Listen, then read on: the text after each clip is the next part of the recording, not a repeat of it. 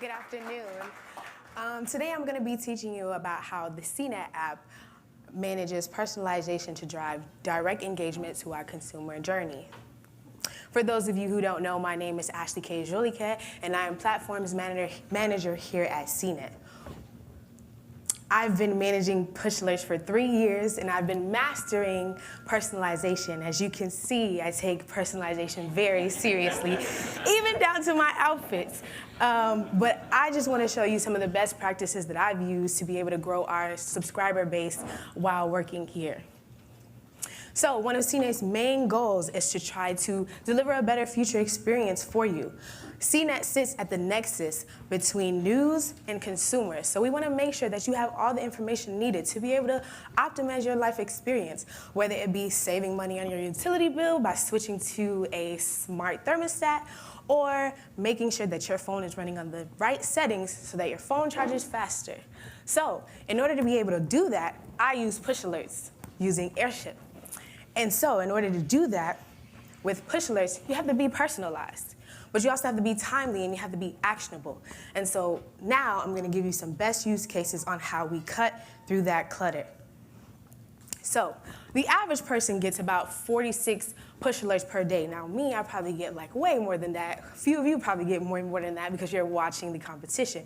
But CNET, the fact that we sit on the news and magazine category, we also have that consumer products that we like to recommend. So we want to make sure that we're making sure that we have the average of 9.5 or more to be able to reach these customers versus some of the other brands.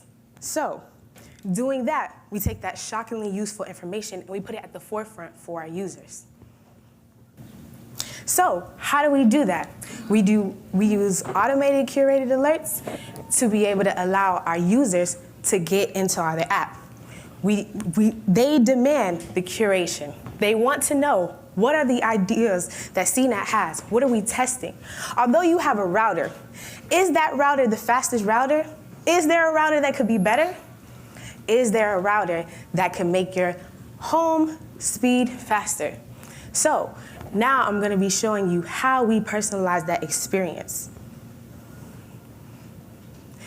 CNET's notification ecosystem, we use a lot of A/B testing with the help of Airship with these 3 steps. We define our audience. We use explicit and behavioral customer preferences. So as you can see, we have these 8 different options for our users to say, this is what I want. Now, I want you to guess which one of these 8 is the top user opted interest. Apple. Absolutely not. Deals. No, not even close. No. The top user opted in interest is actually cars. When you think about the pandemic and how everybody, just in New York City, I don't want to ride the subway. It's nasty, it's dirty. I can probably get COVID just by swiping my Metro card. When we think about that, some of the users said, you know what, I'm not doing this, I want a car. I'm tired of taking the subway, my feet hurt, it's raining. So a lot of our users during the pandemic said, I need more information about how to buy a car. Is it best that I buy a new car? What things should I look out when I am buying a car? And is it even worth it? Am I gonna get the best price? And that is where we bring our users back into the app. With our behavior, when users click on certain things in the app, yes, you said you wanted cars, but do you want a Ford? Do you want a Tesla? Do you care about what Elon Musk is doing? So we take that data and we drive preferences and articles to our users. We use A/B tests. And I want to spend a little bit more time on A/B tests and how we use that for our users. Now, do you want something that's $10 off? Or do you want something that's $100 off? We use A/B testing to test the numbers. Do you want the percentage off, or do you want the actual direct number? We also use media-rich data. So do you want a GIF that shows the Apple Watch and how it's used, or would you prefer not to have the body parts at all? We learned our users don't like body parts. So if you want to showcase the Apple Watch, it has to be laid flat, no users, no touching anything. Teeth brushing. You want the best option to brush your teeth? I don't want to see your teeth though. I can see a toothbrush, I can see toothpaste, but I don't want to see your teeth. A lot of our users have kids, but they don't want to be reminded that they have kids. So instead of showing a baby for the formula shortage, just show the formula. Just show the bottle. Just show the crib, but don't show the actual human parts. And we've learned that we get higher engagement using that. So those are some of the practices that we use. And then we take that information and we use it to drive our automation strategy. And we also use it to curate some of the alerts moving forward. So now, the automated alerts, there's a 69% lift in direct open rates because our users, although they haven't said this is the type of content we want, their behavior says that this is what we want. So for example, if you see E3 is coming back after the pandemic, but we've already pushed an alert on that yesterday at 12 o'clock.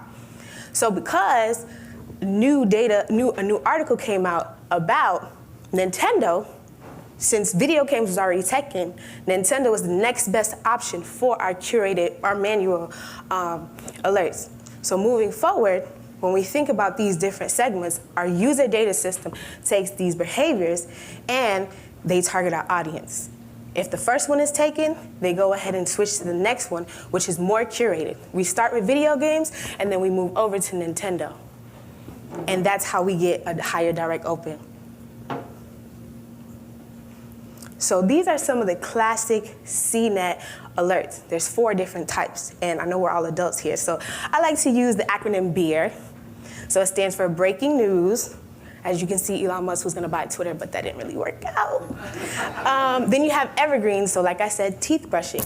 Is it best that you rinse your mouth out after you brush your teeth? No. You probably didn't know that. You should probably go read the CNET article about that. Very useful information, just stop. But we also wanna leave a little bit of information out so that you can find out why and get them to actually open that push alert. So adding a call to action. As you can see, there's also emojis in there. So we want to make it more personalized and let people know that there's actually a human behind all of this curation. And by the way, I am the sole editor, so all of these were made by me. The next one, educational. So we're going to make sure that we're keeping our readers informed. Now the difference between evergreen and educational, iOS 16 isn't going to be around much long. There's going to always be some type of updates. There's going to always be some type of new operating system that Apple's going to come out with. So we're going to make sure that we have the latest education for our Apple users. And we're only going to target our Apple users. If you're an Apple user, you stay within the Apple ecosystem. You don't care about what Google or Samsung has or what their operating system is like. We target our Apple audience very strong. We also use GIFs and emojis for Apple only because those are the ones that are supported for our audience. We know that they like that. We know that there's a higher engagement rate because of that. And then that moves me over to reminders.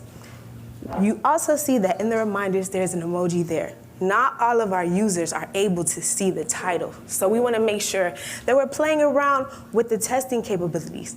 Do people want the emoji in the title? Do they want it in the text so that they can see it, so they can direct their eyes towards it? But you also want to remember to get that COVID test before time runs out. We want to make sure we're still keeping people safe. Also thinking about movie reminders, TV reminders, Star Wars new show or TV is dropping, new Marvel episodes are dropping. Those are just some of the examples that CNET has. So using that teeth brushing example, if you see that our evergreen message, it extends past 12 hours. Normally a push alert, when people open it, it's just the first 3 hours. So from 3 to 5, that's when you'll see the highest engagement. But when you keep it more evergreen and you leave a little bit of information out, you can see that you have an extended lifespan of almost 12 hours after the push, even until 3 a.m. So that means that at 3 a.m. somebody's wondering like, I'm not supposed to rinse out my mouth after I brush my teeth, but you also have to think about the timing. 3 p.m., yeah, I may not be brushing my teeth then, but if I target it towards like 8 p.m., 9 p.m., maybe I'll have a higher engagement rate. So thinking about what time of day is best to also push the alerts is what works for us. And we do a lot of testing with our segments to figure that out. And so I want to make sure that you guys have some key takeaways before you move over into your segments. When you're deciding that you want to make sure your audience is personalized, you want to make sure you use these. I want to make sure that you guys go home being able to use this in your newsroom or in your data strategy or in your marketing strategy. So you don't want to over message your audience. You want to make sure that your audience, you're hitting them directly. You don't want to send messages that don't agree with them, that don't align with them, that don't have the type of frequency that they need. You also want to make sure you push it at times that is convenient. We do a lot of dime of day analysis at CNET. So we're saying, is 8 a.m. the best time? Or is 8 p.m. the best time? Or do we want to push it right at 3 o'clock when everybody's going to hop in that Zoom meeting? Or do we want to do it at 3:05 when everybody's settled in that meeting? A great push alert that I seen one time, BuzzFeed pushed that alert and said, forget this lame Zoom meeting, take this quiz instead. I thought it was a really great targeting because they knew where I was, they knew what I was doing. So those type of messages are what works. You have to think about your audience. You have to think about what they like. You have to think about what they're doing. You have to think about their life cycle and what they're doing in their day-to-day. And then also know repetition. Keep the content fresh. When you keep the content fresh, users will always come back. They look at you first for the news. But if you are going to target some of that fresh content, or if you're going to regurgitate some content, you want to make sure that you switch the headline. You want to make sure that you use those A/B tests to kind of decide, do you want the text to be long? Do you want the text to be short? Do you want to use an emoji? Do you want to use some numbers? So for best practice, you want to show me that you know me. What time of the day is it? Is it 10 o'clock at night? Here's some sleep practices. Here's how you can get the most sleep, the best REM, but also keep it short. Before, CNET used to write these long 3-line push alerts that gave too much information. So people weren't opening it. People were saying I got everything I needed because I read it. But when you kept it short, sweet, and to the point, people are like, okay, I got what I needed, and I'm gonna read and open up the article to get some more. And then, like I said, test, test, test. There's been a few times where push an alert to the wrong people. I've said, hey, here's the best iOS practices, but it went to deals.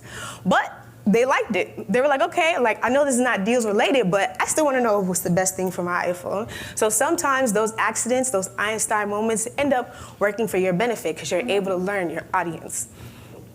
And then when you're capturing the customer interest, although CNET has 8 curated segments, we also have over 400 automated segments. So anything from the Ford, Tesla, down to sci-tech and science.